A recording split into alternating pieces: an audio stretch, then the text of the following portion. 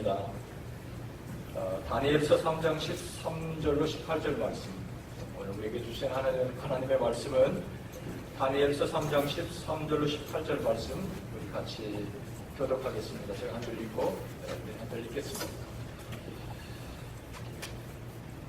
읽습니다. 느부갓네살 왕이 노하고 분하여 사드락과 메삭과 아벳느고를 끌어오라 명하매 드디어 그 사람들을 왕의 앞으로 끌어온지라. 느부갓네살이 그들에게 물어가로되 사드락, 메삭, 아벳느고야, 너희가 내 신을 섬기지 아니하며 내가 세운 그 신상에게 절하지 아니하니 짐짓 그리하였느냐? 이제라도 너희가 예비하였다가 언제든지 나팔과 피리와 수금과 사면금과 양금과 생암과 이 모든 악기 소리를 듣거든 내 만든 신상 앞에 엎드려 절하면 좋거니와 너희가 만일 절하지 아니하면 즉시 너희를 극렬히 타는 풀무 가운데 던져 넣을 것이니 능히 너희를 내 손에서 건져낼 신이 어떤 신이겠느냐? 사드락과 메삭과 아벳느고가 왕에게 대답하여 가로되 느부갓네살이여, 우리가 이 일에 대하여 왕에게 대답할 필요가 없나이다. 만일 그럴 것이면 왕이여, 우리가 섬기는 우리 하나님이 우리를 극렬히 타는 풀무 가운데서 능히 건져내시겠고 왕의 손에서도 건져내시리이다. 그리 아니하실지라도 왕이여, 우리가 왕의 신들을 섬기지도 아니하고 왕의 세우신 금 신상에게 절하지도 아니할 줄을 아옵소서. 아멘. 18절 말씀까지 같이 하나님의 말씀 봤습니다.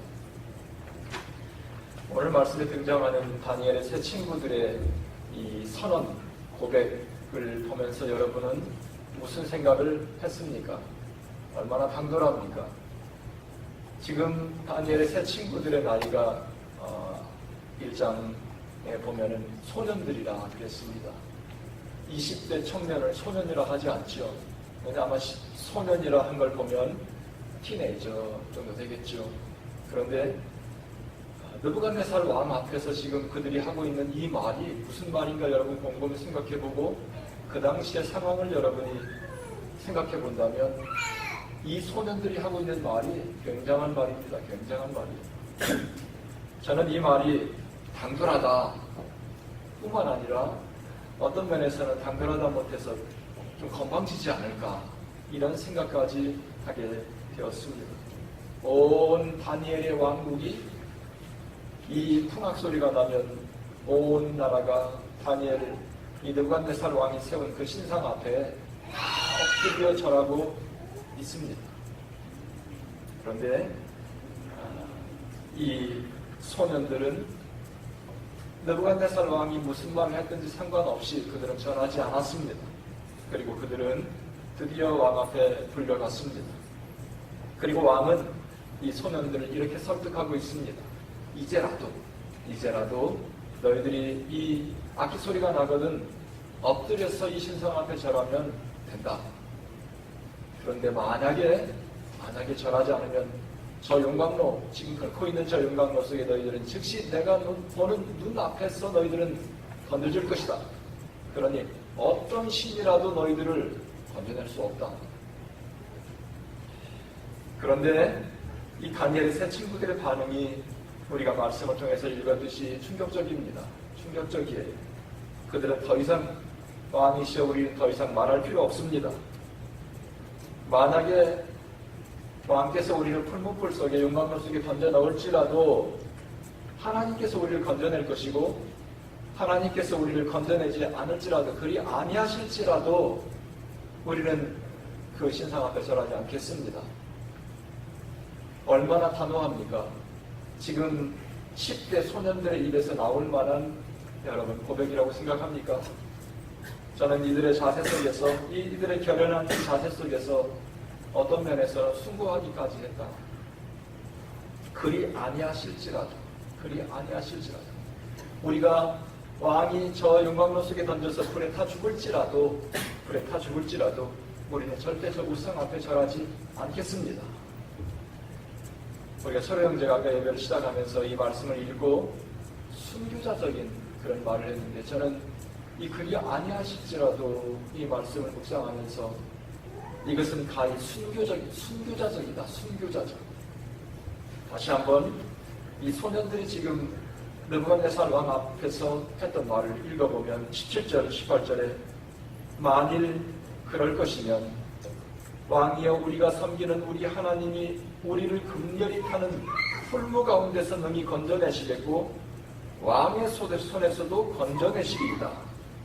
18절에 그리 아니하실지라도 하나님께서 우리를 건져내지 않을지라도 왕이여 우리가 왕의 신들을 섬기지도 않고 왕이 세우신 근신상에게 절하지도 아니할 줄을 아옵소서. 느부갓네살 왕 앞에서 선언하고 있는 이 다니엘의 세 친구들, 다니엘의 친구들의 이 선언을 들으면서 여러분 무슨 생각을 했습니까? 이들의 선언 속에서는 살아야 되겠다는 생각은 찾아볼 수 없습니다. 그들의 생각 속, 그들의 고백 속에서는 살아야 되겠다는 말보다는 살려고 하는 것보다는 차라리 죽겠습니다. 뭐 이런 뉘앙스를 여러분이 느끼지 않습니까? 저는 이 다니엘의 친구들의 고백 속에서 바로 우리 성도들의 삶 속에 성도들의 삶이 바로 이런 것이 아닌가 이런 생각을 하게 되었습니다. 그러니까 다니엘의 친구들의 이 고백 선언을 보면서 내가 이 땅에 살면서 그렇게 내 목숨을 연연하기 위해서 구질구질하게 사지 않겠다. 뭐 이런 거 아니겠어요? 또 내가 사사로운 것에 연연해 하지 않겠다. 내가 내 목숨을 부지하기 위해서 내 신앙의 양심을 속이지 않겠다. 하나님의 사람들은 어떤 환경, 어떤 모습 속에 있을지라도 자기들의 색깔이 분명하다. 하나님의 뜻이 아니면 아예 눈길도 주지 않고 하나님의 뜻이 아니면 아예 돌아보지도 않겠다. 다니엘의 친구들은 차라리 내가 죽음을 선택하겠다. 얼마나 순교자적입니까? 내 목숨을 돌아보지 않고 하나님 앞에서 내 양심에 어그러진 것은 내 목숨이 날아가도 하지 않겠다. 이런 결연한 다니엘의 친구들의 그 마음의 자세를 볼 수 있습니다. 순교자적인 그들의 마음 자세. 이미 그들의 마음 속에서는 느부갓네살 왕 앞에서 그 고백을 하는 순간 자신들의 목숨을 돌아보지 않고 하나님 앞에서 결연하게 자신의 신앙의 양심을 지키고 내가 하나님 앞에서 서겠다. 이런 순교자의 삶, 순교자의 마음을 그들의 마음속에 품고 있었던 것을 이 고백을 통해 우리는 느낄 수 있습니다. 저는 성도의 삶은 순교자적이어야 한다는 이 말씀의 메시지를 이 말씀을 묵상하면서 먼저 깨닫게 되었습니다. 순교자적인 삶은 죽기를 각오하는 것이다. 순교자들은 자신들의 신앙 양심 하나 때문에 목숨을 돌아보지 않는 것이 순교자들의 공통적인 그들의 특징입니다. 성도의 삶은 살려고 몸부림치는 것이 아니라 죽기를 기쓰는 이런 것들이 성도의 삶 속에 분명히 있어야 된다. 성경에 보면 희한한 이 죽고자 하는 자는 살 것이고 살고자 하는 자는 죽는다. 이런 말씀이 있죠. 이 패러독스 독설이야. 죽고자 하는 자는 죽지 어떻게 죽고자 하는 자가 살아나요? 근데 살고자 하는 자는 죽는다. 이것이 예수님께서 우리에게 주시는 메시지예요. 죽기를 기쓰는 사람은 강해집니다. 죽기를 기쓰는 사람 앞에 당할 사람이 없어요. 그런데 살고자 애쓰는 사람은 약해져요. 세상을 향해 세상에 불어오는 강한 풍랑을 맞을 수 없습니다. 다니엘의 세 친구들은 이 짧은 고백 속에서 그들의 마음에 무서운 세상에 흔들 수 없는 결연한 그들의 마음의 자세를 우리는 읽을 수 있습니다. 그들에게는 어떤 느부갓네살 왕일지라도 그 당시에 세계를 호령하고 있었던 느부갓네살 왕일지라도 그들의 이 신앙의 양심을 흔들 수 없었습니다. 그들은 분명했습니다. 아닌 것을 놓고 어떠한 갈등의 모습도 우리는 볼 수 없었다는 것입니다. 하나님, 당신들이 우리를 불에 던져도 하나님이 구해주실 것이고, 혹시 하나님께서 구해주시지 않더라도 우리는 절대 하나님의 말씀에 어긋난 것 죽어도 안 하겠다, 이런 결연한 선언을 우리는 다니엘의 친구들을 통해서 볼 수 있습니다. 저는 이것이 곧 성결의 삶을 향한 선언이 아닌가. 내 일생 하나님께서 주신 이 목숨 흔들림 없이 오염시키지 않고 한치도 흔들리지 않고 분명하게 살다 하나님 앞에 나의 일생 내가 바치겠다. 이런 성결의 삶을 향한 그들의 헌신이다. 저는 성도의 삶 속에 이런 순교자적인 삶의 모습이 성도의 삶 속에는 분명히 있다. 저는 그렇게 믿습니다. 예수님께서 세상을 떠나시며 우리에게 세상에 남겼던 마지막 말씀이 사도행전 1장 8절에 보면 있습니다. 사도행전 1장 8절에 보면 오직 성령이 너희에게 임하시면 너희가 권능을 받고 예루살렘과 온 유대와 사마리아와 땅 끝까지 이르러, 그 다음에 뭐라 했습니까? 같이 읽으시다. 내 증인이 되라. 그 밑에 보면 이상한 글씨 써 있죠. 이상한 글씨 써 있는 것이 원문 헬라어예요. 제가 왜 헬라어를 썼냐면, 예수님께서 너희는 가서 내 증인이 되라. 너희는 가서 내 증인이 되라. 예루살렘과 온 유대와 사마리아와 땅 끝까지 이르러서 You shall be my witness. 내 증인이 되라. 우리 성경에는 증인이 되라 했고, 영어에도 witness라고 했지만 원문에 보면 witness라는 말보다는 마터, 순교자, 마르투레스, 이게 내 순교자가 되라. 이 말을 우리는 차마 그렇게 직역해서 번역할 수 없었나 봐요. 아마. 차마 순교자가 되라. 그래서 위트네스, 증인이 되라. 내 증인이 되라. 예수님께서 이 땅에 살면서 너희들은 장차 이 세상을 살아가며 너희들의 삶 속에 있어야 될 나의 증인의 모습으로 살아가야 될 것인데, 그때 너희들의 삶 속에서 나타나야 될 것이 뭔고 하면 순교자의 자세. 순교자는 뭐예요? 살기를 기쓰는 게 아니라 하나의 진리를 향해 자신의 목숨을 아낌없이 드릴 수 있는 용기, 결단, 헌신이 되어 있는 사람. 순교자들의 삶을 보면 분명합니다.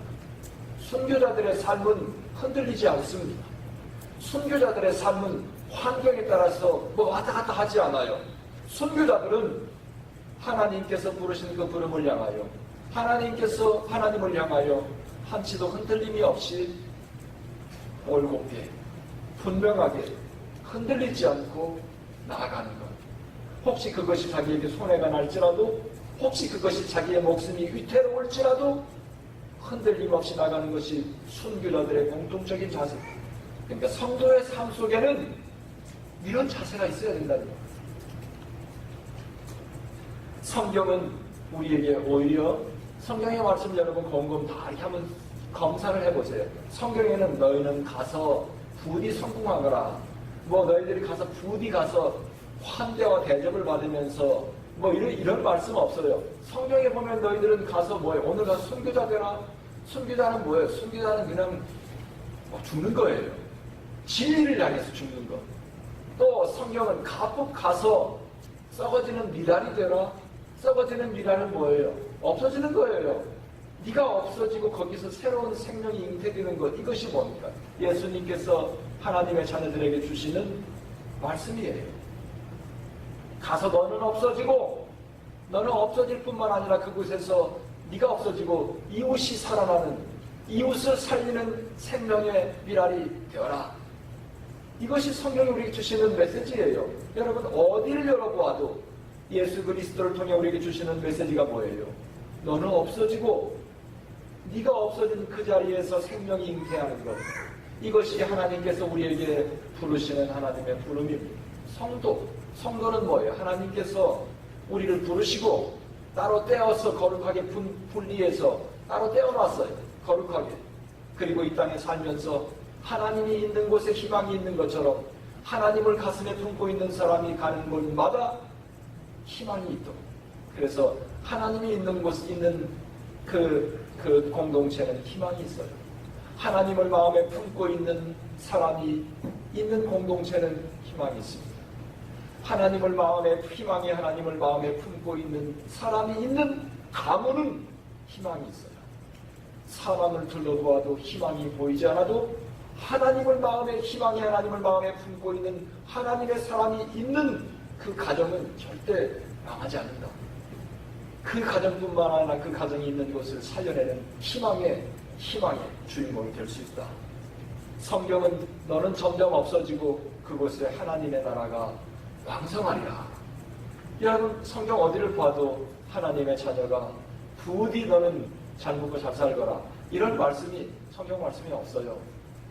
하나님께서 우리를 부르신 목적은 너 때문에 다른 사람이 살아나는 것, 너 때문에 세상이 희망이 있는 것, 너 때문에 너네 교회가 희망이 있는 것, 네가 녹아지고 너네 교회가 살아나고, 이런 것들이 하나님의 말씀해 주시는 공통적인 메시지예요.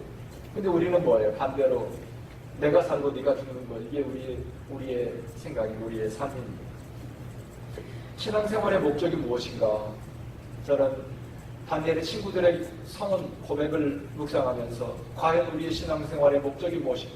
우리의 신앙생활의 목적은 복받기 위해서, 어떻게 해서라도 신앙생활의 목적, 기도의 목적은 내가 좀 출세 좀 하도록 하나님 세상의 복을 나에게 좀 부어주십시오. 우리 신앙생활의 목적은 내가 주님 이 땅에 살면서 하나님의 백성답게 살다가 하나님의 백성답게 내가 죽겠습니다, 이런 기도 안 하는 것 같아요. 그렇죠? 우리는 그런 우리 기도가 10가지라면 그 중에 한 8개, 9가지는 내가 어떻게 하면 하나님 좀 복 좀 받을 수 있습니까? 어떻게 하면 내가 출세할 수 있습니까? 그런데 우리는 하나님 앞에 기도할 때 내가 1시간 동안 기도하면 하나님, 내가 일생 살아가는 동안 하나님의 백성답게 살다가 하나님의 백성답게 깨끗하게 구질구질하게 살지 않고 깨끗하게 살다 깨끗하게 주님 앞에 서게 해주십시오, 이런 기도 우리 잘하지 않습니다.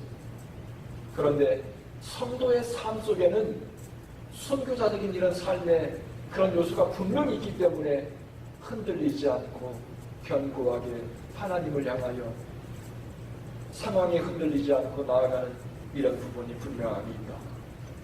저는 다니엘의 친구들의 이 결단을 요즘 말로 바꿔 각색하면 이렇게 말할 수도 있겠어요. 내가 시험에서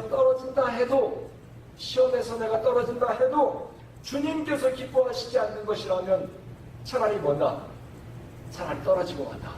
또 혹 내가 수입이 적어진다 해도 주님께서 기뻐하시지 않는 것이라면 차라리 그냥 수입이 적어지는 걸 내가 선택하겠다. 이것이 뭐예요? 순교자적인 정신. 우리는 수입이 많아진다면 뭐예요? 신앙 양심이고 뭐고 다 버리잖아요. 이거는 순교자적인 마음의 자세가 아니라는 거예요. 또 내가 비록 내 신앙의 양심을 지키다가 풀무불 속에 던져져서 내가 불에 그냥 휴먼 바비큐가 되면 한일 써도 뭐예요? 하나님 기뻐하시지 않는 것이라면 내가 죽어도 안 하겠다. 이런 마음의 결단 가고, 내 신앙 때문에 따돌림을 당해도 주님께서 기뻐하시지 않으면 차라리 내가 따돌림 당하겠다. 이런 것이 순교자적인 다니엘의 친구들의 신앙 상황은 다르지만, 비록 내가 내 직장에서 때에 맞게 내가 진급은 못할지라도 하나님께서 하나님께서 그런 것을 함으로 인해서 하나님 기뻐하시지 않는다면 차라리 내가 주님 그냥 승진 늦게 하겠습니다. 이런 거. 하나님의 사람들은 어떤 여지도 없었다. 하나님의 사람들에게는 아닌 것을 놓고 적당히 타협하는 것, 컴프로마이즈 하는 것, 적당히 타협하는 게 없었어요. 하나님의 사람들의 공통적인 특징이에요. 예스와 노가 분명해요. 저 사람을 겉에 보면은 이런 것 같은데 가만히 속을 들여다보면 또 다른 사람이야. 겉따르고 속따르는 거 아니라 하나님의 사람들에게는 투명했어요. 하나님의 사람들이 하는 말은 말이 곧 보증수표야. 그 사람은 말이 곧 보증수표야. 사인 안 해도 돼. 그 사람은 겉과 속이 분명해. 우리는 때로 그래요. 타입이라는 게 뭡니까? 한 번만 눈 감으면 인생이 편해져. 이런 거 있잖아요. 이게 자신의 신앙 양심을 속이는 거. 내가 한 번만 눈 감으면 된다. 한 번만 눈 감고 그냥 모른 척하면 내 인생이 그냥 수월해져. 이 타협이에요. 하나님의 사람들에게, 우리에게 세상이 도전하는 무서운 것이 그럴 거 있냐.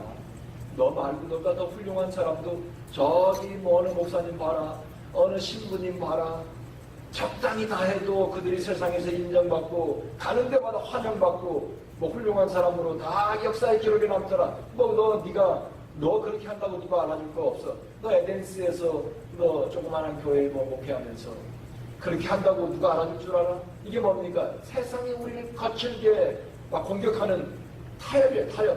한 번만 눈 감으면 네 인생 피곤하지 않게 살 수 있어. 그러나 성도의 삶은 분명함, 아닌 것을 놓고 맞다고 그렇게 하지 않는다는 거예요. 단호하게 자른다. 예수와 너가 분명하다. 성도의 삶 속에는 적당히가 있다. 이것이 하나님의 사람들이 우리에게 보여주시는 삶의 모습입니다. 그래서 하나님의 사람들은 성공을 위해서 연연해 하지 않는다. 성공하기 위해서 거짓말을 한다거나 성공하기 위해서 아닌 것을 맞다고 내 양심을 속인다거나 그런 일을 하지 않는다는 것이, 하나님의 사람들은 오직 그들에게 한 가지 고민이 있다면 하나님께서 나를 향한 하나님의 뜻이 무엇인가. 그래서 여러분 요즘에 한국은 영성이 특별히 있는 민족이에요. 그래서 많은 이단의 교주도 많이 나오고 종교성이 많은 민족이 한민족 같아요. 그래서 이 마지막 때에 지구촌의 선교를 위해서 하나님께서 이 한민족을 많이 사용하세요. 이단들이 많이 나와요. 이단에 맹신하는 교주를 따라가는 사람들을 보면, 여러분 교주들의 공통적인 특징은 자기를 따라오는 사람을 돌보지 않습니다. 다 착취하는 거예요. 이용하는 거예요. 올가매는 거예요. 나중에 옴싹달싹 못하게 만드는 것이 이단의 특징이에요.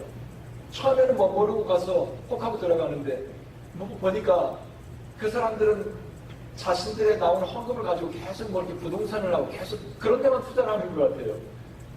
이거 누구 생명을 살리는 곳에 집어넣는 게 아니라, 쏟아붓는 게 아니라 여기 투자해서 사업하고 이런데 결국은 그런 뭡니까? 다 교주에게로 들어가는 겁니다. 그들은 하나님의 뜻이 무엇인가를 놓고 고민하지 않습니다. 하나님의 사람들의 공통적인 특징은 자기의 개인적인 취향이나 개인적인 이익보다는 뜻이 하늘에서 이루어지는 것처럼 땅에서도 이루어지이다. 하나님께서 우리 각 사람을 향한 하나님의 뜻이 있어요. 하나님께서 우리 각 사람을 향한 나를 향한 그 뜻이 무엇인가를 놓고 늘 고민하는 거예요. 오직 우리의 고려의 대상은 하나님의 뜻하신 일인가? 하나님이 그곳에서 하나님이 계획하신 일인가? 이것은 내 개인뿐만 아니라 우리 가정을 향해, 우리 자녀들을 향해서도 기도할 때도 하나님의 뜻이 무엇인가? 우리 교회를 향해서도 하나님이 뜻하신 일이 무엇인가? 예를 들면 하나님의 뜻을 갖고 고민하는 사람들은 이렇게 기도하지 않습니다. 제가 만약에 여기저기 이 교회 저 교회를 끼웃거린다고 생각해 보세요. 이게 하나님의 뜻이라고 생각합니까? 아니죠. 이를테면 신학교를 막 졸업한 사람들이 신학을 마쳐가면서 이제 하나님, 내가 훈련을 받았으니 하나님의 일을 해야 될 거 아닙니까? 하나님 나에게 사역지를 허락해 주세요. 할 때는 사역지가 가능한 곳을 여기저기 어플라이 할 수 있어요. 그런데 하나님께서 응답이라고 응답받아서 갔어요. 가서 몇 년 사역하다 보니까 나에게는 이게 안 맞는 것 같아. 나는 적어도 저런 곳에 가서 일해야 되지 않나. 그리고 여기저기를 끼웃거리고 있다면 그것은 순교자적인 삶의 성도의 모습이 아닙니다. 그러나 이런 경우는 또 다르겠죠. 내가 사역을 하고 있는데 어디에서 콜링이 있어요. 어디에선가 나를 콜링하고 있다면 하나님의 뜻인가 아닌가를 놓고 기도할 수 있는 여지가 있어요. 항상 매 순간 내 자신의 취향과 내 자신의 야망과 내 자신의 꿈을 향해서 내가 쫓아가고 있다면 그것은 하나님의 뜻을 찾아서 목마르지 않습니다. 자신도 모르게 마귀의 꼬임에 넘어가서 나중에 한참 가고 보니까 이거 내가 있어야 될 곳이 아니야. 하나님의 사람들은 오직 고려의 대상은 하나님의 뜻이 있나 없나, 하나님이 뜻하신 길인가 아닌가. 사람을 만나도 결혼 상대자를 찾을 때도 마찬가지예요. 하나님의 뜻하신 사람인가. 예수님은 하나님의 뜻을 놓고 얼마나 고민한 줄 아세요? 우리는 하나님의 뜻을 놓고 별로 고민하지 않아요. 그런데 예수님은 하나님의 뜻을 놓고 얼마나 고민했냐면 땀방울이 핏방울이 될 만큼 모든 에너지를 쏟아부었어요. 예수님께 십자가를 놓고 피하고 싶었어요. 할 수만 있으면 이 십자가 지지 않게 해주십시오. 피할 수만 있으면 피하게 해주십시오. 그렇게 기도하다가 내 뜻대로 마옵시고 아버지의 뜻대로 되기를 원합니다. 이 말이 나오기까지 예수님은 땀방울이 핏방울이 될 만큼 자기의 모든 에너지를 쏟아부었어요. 근데 우리는 그렇게 하지 않아요. 하나님의 뜻이 무엇인가를 놓고 고민하지 않아요. 항상 뭡니까? 내 눈이 반짝거리는 것은 어디가 인기 있나? 어디가 이게 좀 돈벌이가 되나? 이걸 놓고 우리 눈이 번쩍거리지 하나님의 뜻을 놓고 고민하지 않습니다.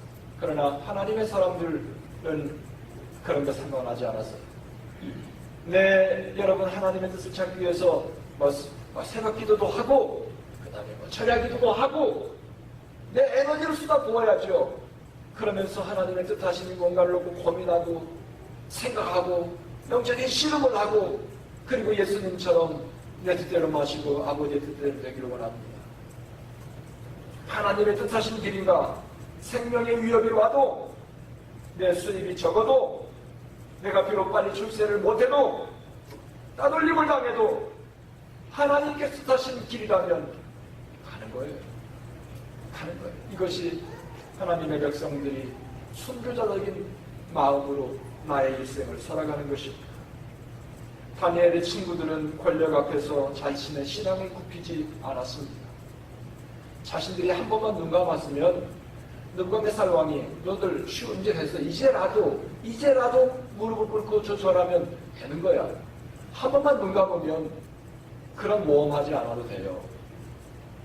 여러분, 우리는 한 번만 눈 감으면 출세할 수 있어요. 한 번만 눈 감으면 내 직장에서 인정받을 수 있어요. 그러나 성도들의 모습을 보면 그렇지 않다는 거예요. 성도들은 내가 좀 출세 늦게 해도 내 수입이 적어도 내가 직장에서 인정 못 받아도 그냥 아닌 건 아니고 예수는 예수고 너는 너예요. 이러다 보니까 신앙 좀 있다는 사람들이 아주 구제불능 꼴통이 되는 경우가 많아요. 자기 아집에 갇혀서 누구도 흔들 수 없는 교회에서도요, 한번 자기 생각이 딱 갇히면은 뭡니까? 아무 말도 들지 않으려고 해요. 고집불통이가 돼요. 이러면 안 돼요. 항상 예수님은 내 뜻이 아니라 하나님의 뜻을 놓고 고민했어요. 하나님의 뜻이 아닌가? 하나님의 뜻은 지난주에 제가 말씀드렸죠. 하나님의 뜻은 뭡니까? 무엇보다도 생명을 살린다. 이런 말 여러 가지 했었어요. 자신의 유익보다는 다른 사람의 유익을 위해서. 하나님의 뜻을 놓고 늘 고민하고 생각하는 것. 하나님의 뜻대로 서 있는 것으로 만족하는 것. 다니엘의 친구들은 오늘 이 아침에 우리를 도전하고 있습니다. 출세 때문에 내 신앙을 팔지 말고, 성공 때문에 네 양심을 속이지 말고, 한 번만 눈 감으면 내 인생이 달라진다. 이런 마귀의 속임수에 내 신앙 양심을 팔지 말고 하나님 앞에 올곧게 처음처럼 끝까지 한 번만 하나님 앞에 헌신한 마음을 변치 않고 상황에 따라서 왔다 갔다 하지 말고, 이 마음은 순교자의 마음이요, 하나님 앞에 나의 일생을 드리는 헌신의 마음이요, 하나님의 백성답게 살다가 하나님의 백성답게 깨끗하게 하나님 앞에 서겠습니다. 이런 마음으로 살아가는 것이 하나님의 사람들의 공통적인 특징입니다. 우리의 삶의 바로미터, 우리의 삶의 기준, 하나님의 뜻을 놓고 고민하는 것. 오늘부터 우리는 그렇게 좀 고민합시다. 예수님처럼 하나님의 뜻을 놓고 상황에 따라 다른데 땀방울이 핏방울 될 때까지 고민을 못하더라도 그래도 하나님의 뜻을 놓고 뭐 새벽 기도도 좀 해보고 금식도 좀 해보고 뭐 그런 게 있어야죠. 그래서 내 일생을 순간순간 눈 한 번만 감으면 끝이다라고 생각하지 말고 양심을 속이지 말고 살아가는 그런 우리 성도들이 되어서 내 자신에게 뿐만 아니라 우리 자손들에게도 후회 없는 부끄럽지 않은 하나님의 통로로 이 땅에 주님께 쓰시기에 부끄러움이 없는 그런 사람들이 되시기를 바랍니다. 18절 한번 같이 읽고 우리 말씀을 우리 마치도록 하겠습니다. 같이 읽습니다. 시작. 그리 아니하실지라도 왕이여 우리가 왕의 신들을 섬기지도 아니하고 왕이 세우신 금신상에게 절하지도 아니할 줄을 아옵소서. 이런 자세, 이런 고백으로 우리 일생을 살아갈 때 결코 후회하지 않을 것입니다. 기도하겠습니다.